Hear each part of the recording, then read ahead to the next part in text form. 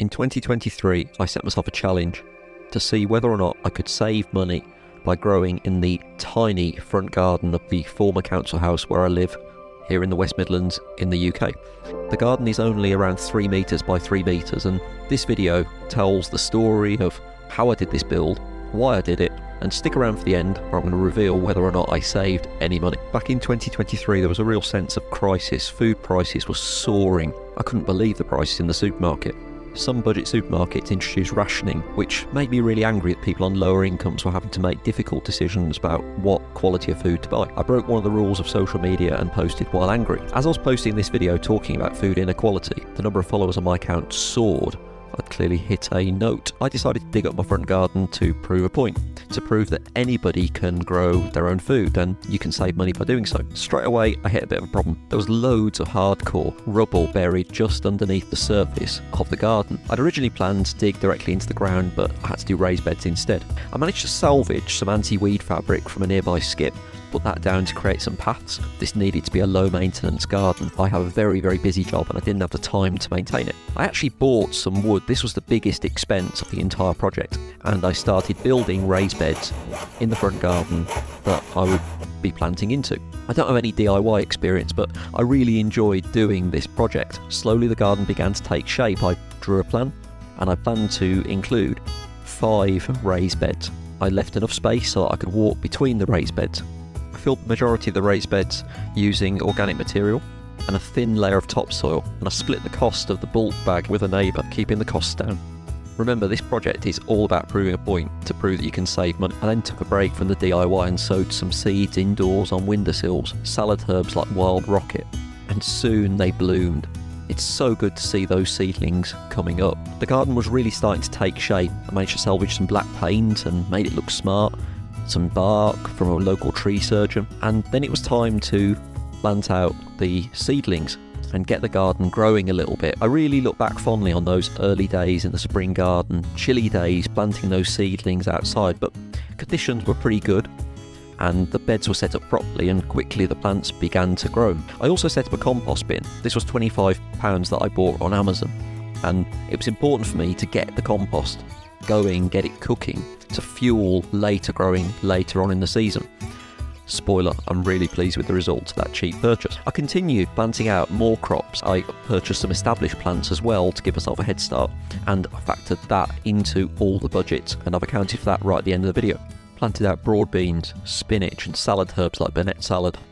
Winter turned to spring and spring turned into late spring. The garden just exploded into life. I'm always amazed by the acceleration of growth that happened. I started to harvest crops. I was amazed by the level of harvest that I was getting so early. Broad beans you can see me harvesting here were particularly productive, and it became a lifestyle for me. Instead of going to the shop, I'd pop out into the front garden, and every single time I made a harvest, I made a note of the value of the crop based against a budget supermarket value. Remember, I'm doing this as an experiment, so I began a very geeky spreadsheet showing the costs and the value of the harvests from my front garden. I spent really precious moments out in the front garden, but more importantly, the time that I spent sharing it with people on social media were really precious to me. I really was sharing a message that anyone can do this, and the garden continued to bloom into summer. Warm summer days just increased the yield of French beans, Burnett salad, beautiful salad herb you can see here, and the harvests just continued as we started to change what we ate in the kitchen too. We started to eat more plant-based materials, put extra spinach and French beans into dishes. We felt amazing for it. It became a routine,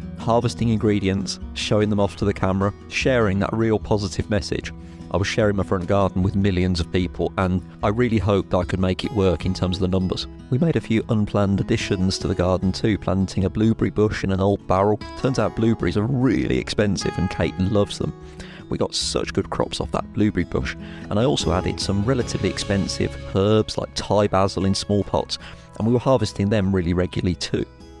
As the seasons changed, you can see the French beans gave into the wind. I became acutely aware that I needed to get the garden ready for autumn to keep it productive. And that meant a huge change around.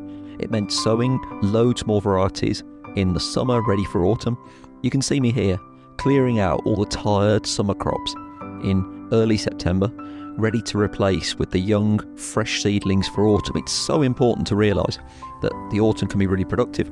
I'm dividing some salad herbs here. This is plants for free. You can see me dividing Burnett salad And these are all crops that are really super productive throughout the autumn, removing all the crops of summer to be replaced with fresh seedlings, varieties for autumn. But I wanted to optimise things more, so I added covers to several of the raised beds to really boost productivity through the winter. And wow, was I impressed with the results. The plants grew away in October, November and December underneath that cover, and it was absolutely amazing. You can see how happy they are in December, and that's reflected in the amount of crop that I was able to get. And that brings me on to the point of the video: did I save any money by growing in my front garden? I'm going to take you through it month by month, and you can see here for the month of March, the cost of the garden is effectively the setup cost.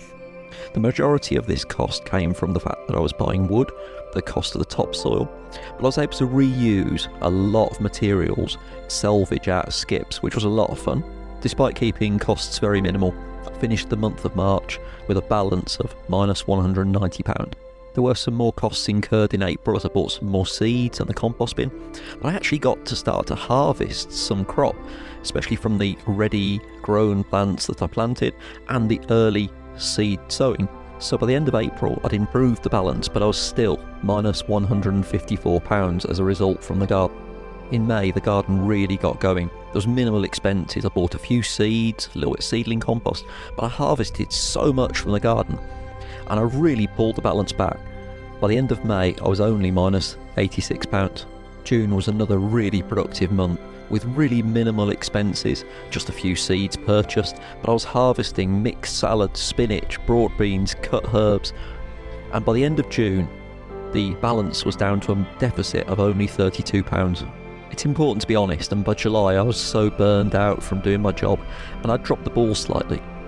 I'd forgotten to sow as many seeds to replace the original spring crop as I should have, and so the output from the garden dropped a little bit in July.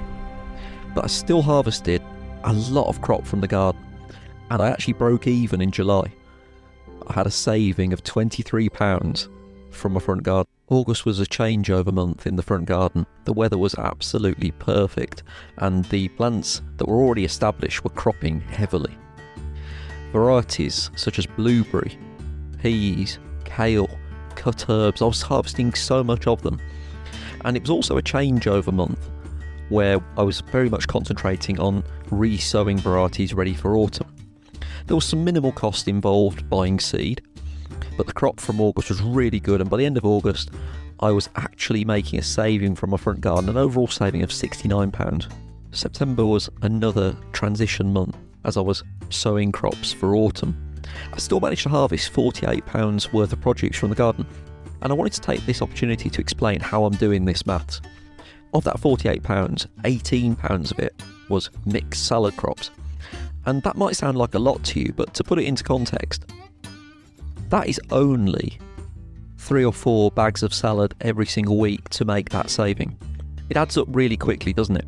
And by the end of September I'd actually made a saving of up to £117 from the front garden.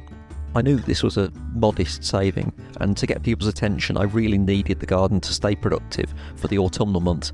The autumnal months are always more productive than you think, and actually in October I still got a really good crop from the garden. The cost that you can see here was a lot of reused materials, but I had to make some purchases in order to build the frame that went over the crops and increased productivity in October, November and December. Nevertheless, I continued steady progress, and by the end of October the saving was up to £152. The covers on the raised beds paid dividends, and in November I was harvesting loads of cut herbs, mixed salad, kale, spinach. I continued the progress, and I knew that this would make or break the project. And by the end of November the saving was up to £196. Likewise, the covers really boosted productivity. We had some good weather in December, and I was so delighted to get £40 worth of produce from the front garden in the month of December, which brought the total to £236 at the end of the year. There were lots of doubters when I first announced this project, people that said you couldn't save money by growing in such a small space. I am so delighted to have saved £236 doing this project. That adds up to a monthly saving of £19.67. But that's really, really conservative, because you're not factoring in the cost of travelling to a budget supermarket. And that's if you've got access to a budget supermarket. Many people don't. Anyway, I'm so delighted with that as a result. But the result of this garden was actually a lot more than just what you see on the screen. I had so much fun doing it. I had so much fun sharing this project with so many people over the course of the last year, and looking back, making this video.